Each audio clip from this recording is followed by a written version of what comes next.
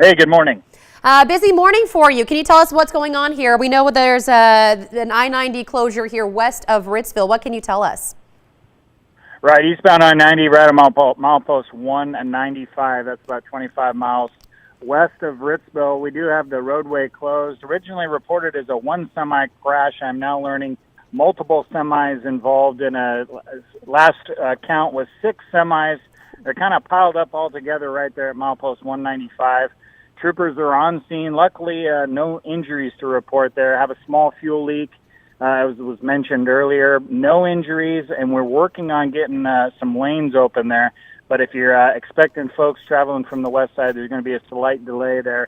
Icy conditions in some of the outlying areas this morning, so if you're just getting up, getting ready for work, give yourself a little bit of extra time. I've been around here in Spokane in the valley, mostly dry conditions, but you get out of those benches anywhere. If there's any moisture on or near the roadway, that could possibly freeze. And of course, that requires drivers to adjust their driving behavior. So slow down, give yourself plenty of time. And Jeff, do you think that icy conditions played a role in this morning's pileup on I-90? That's my understanding, that the roadway was icy this morning. Unfortunately, when drivers do not change their driving behavior and drive on the ice at freeway speeds, they tend to lose control and crash. So again, the message is to folks, we're coming into winter here in the Northwest. Got to be ready for quickly changing road and weather conditions, and you must adjust your driving behavior accordingly. And as I know that our first responders work to clear this scene, do you have any idea of what the backup looks like on I-90? No, my understanding is there were some crashes in the backup. Those have since been cleared.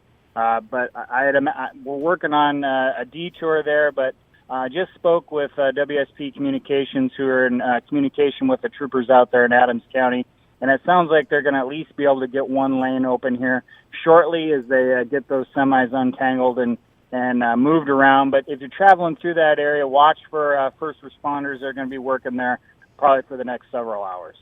And perfect. I was just going to ask you if you have an estimated time for when the freeway might open or when a detour might be open. Yeah, as I indicated, I think they're going to get a lane open, at least one lane open here fairly quickly. But removing 6 semis from anywhere in the state, if they need to be towed, is going to take some time. So you should expect to see, at least slowdowns through that area, probably for a good part of the morning. All right.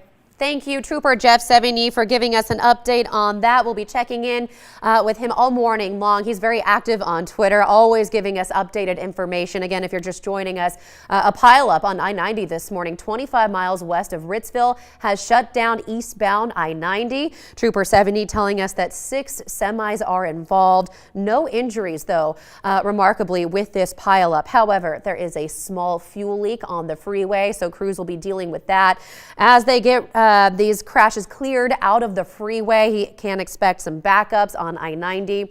Mentioned that there's been a few smaller collisions in the backup, so reminding drivers to take it slow this morning. There are some icy conditions, especially through central Washington today. Of course, this is a story that we will continue to track this morning. They are working to get one lane open here shortly on I-90. When that does happen, of course, we'll pass along that information to you.